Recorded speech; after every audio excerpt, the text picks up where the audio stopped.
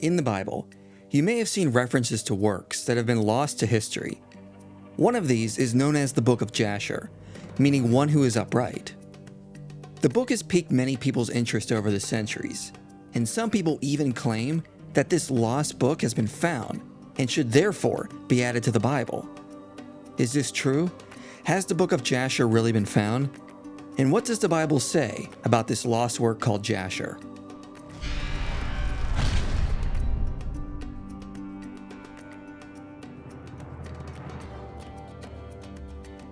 The Bible quotes the Book of Jasher in at least two places. One reference is found in Joshua 10, where it refers to ancient war rhetoric, and then says, "Is this not written in the Book of Jasher?" It is also quoted in 2 Samuel chapter 1, which is David's well-known poetic lament over the deaths of Saul and Jonathan. According to Duane Christensen, a third possible reference is in 1 Kings 8:12-13.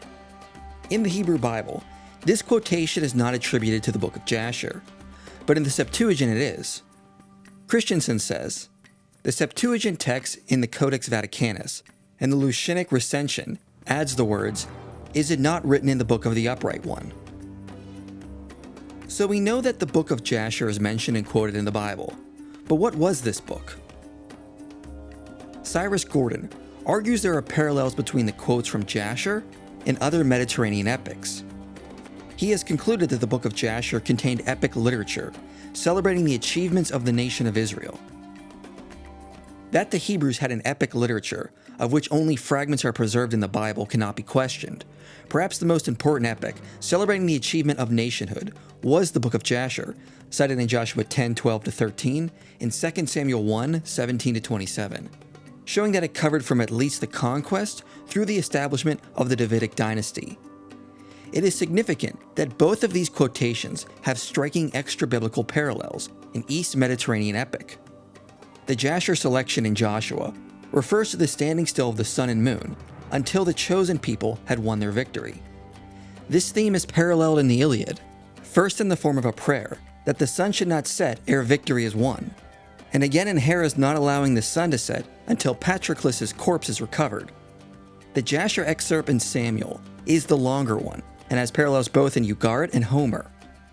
The topic is the dirge of David over the slain heroes Saul and Jonathan, paralleling the dirges, among others in Homer, of Andromache, Hecuba, and Helen over Hector. A function of the Book of Jasher, like the Shahnameh in Iran, was to instill national pride with the effect of improving the fighting qualities of the people. The high concentration of East Mediterranean parallels in the few lines quoted from the Book of Jasher leaves no doubt that in manner as well as matter, the old Hebrew epics were closely related to those of Ugarit and Greece. Similarly, Jason Gaines noted Jasher likely contained poetic descriptions of battles, similar to the Song of Deborah. It is likely the whole of Jasher was poetic narratives of Israel's battles and accomplishments.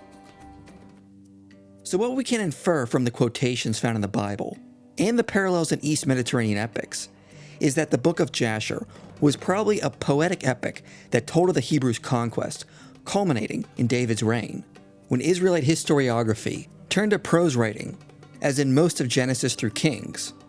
The earlier poetic texts eventually were lost, but the two surviving excerpts of the Book of Jasher indicate that it would have ranked high in world literature. That is about as much as we can know about the Book of Jasher, based on what scholars can infer from the quotations preserved in the biblical texts. Due to the fact that so much is lost, we cannot know more about the context or what it contained. But you may have heard some on the internet claiming that the Book of Jasher has actually been found. Some books that bear the name Jasher have become popular in modern times, and are claimed to be the lost book referenced in biblical texts. Some laymen even do regular Bible studies through an alleged Book of Jasher, believing it gives them additional insights into the biblical scriptures. One of these modern books that bears the name of Jasher is even included in the Et Sefer Bible, which is an amateur Bible translation that has unfortunately become pretty popular in some fringe corners. The problem is that none of the books that bear the name Jasher in modern times are likely the same Book of Jasher that the Bible references. Not one single scholar believes the real Book of Jasher has ever been found. This alone would not mean these books are forgeries, but there are good reasons why scholars unanimously reject them. One modern alleged Book of Jasher was first published in Venice, Italy in 1624, and then translated and published in English in 1840 in New York, under the direction of Mordecai Manuel Noah. Typically when people online refer to the Lost Book of Jasher, this is the one they're referencing. For instance, this is the Book of Jasher, printed in the Et Sefer Bible. This Book of Jasher is essentially a retelling of many early biblical stories, beginning with Adam and concluding with Joshua's death. As Arthur Chiel writes, in total, the Book of Jasher is a richly embellished story of the early part of biblical history from Adam to Joshua. Its author has resourcefully collected sundry legends and tales, connected with events and persons of the early period and woven them together with a skillfully constructed narrative. According to scholars, this Book of Jasher is generally considered to have been written around the 13th century AD in Spain. Mordecai Manuel Noah's published Book of Jasher included endorsements from 4 Hebrew scholars, but none of them indicated that they thought it was the same book referenced in biblical texts.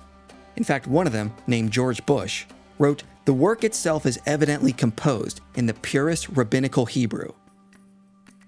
This means he recognized the original work was in rabbinic Hebrew, and this would indicate that Bush did not consider it to be an ancient text, since rabbinical Hebrew is a much later form of Hebrew. The style of writing also matches what we see in Jewish literature from the late Middle Ages.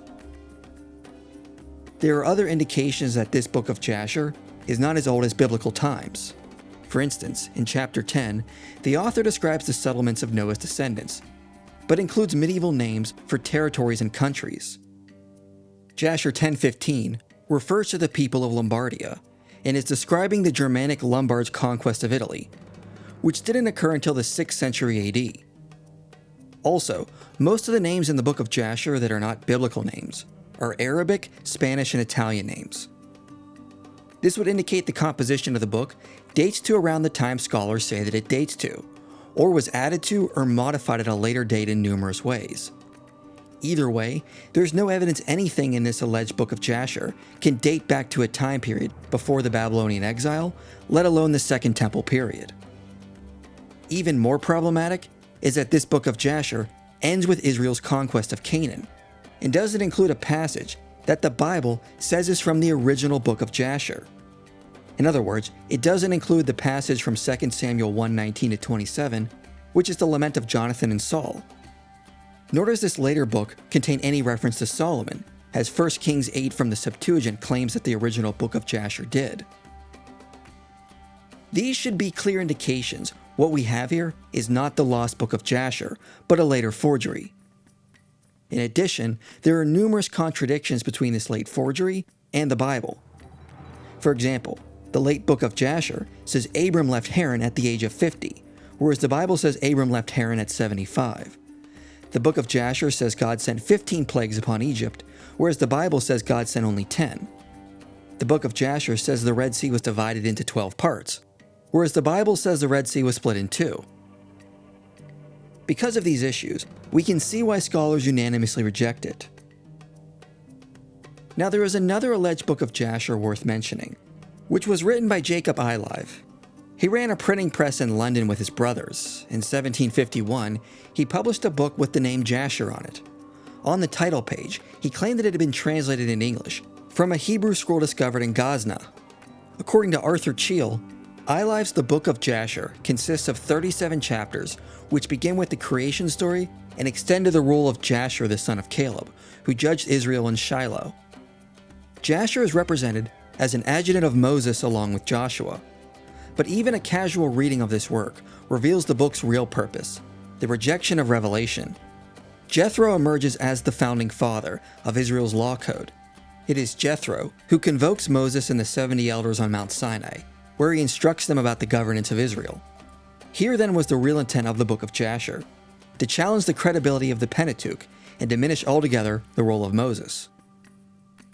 Ilive's book was immediately and widely recognized as a fabrication, and he was actually sentenced to 3 years of imprisonment with hard labor for the fraud.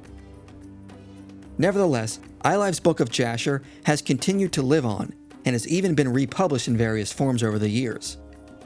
However, like with the first alleged Book of Jasher we covered, Pseudo Jasher is unanimously rejected by scholars and has no indication it can date to a time before Jacob Ilive.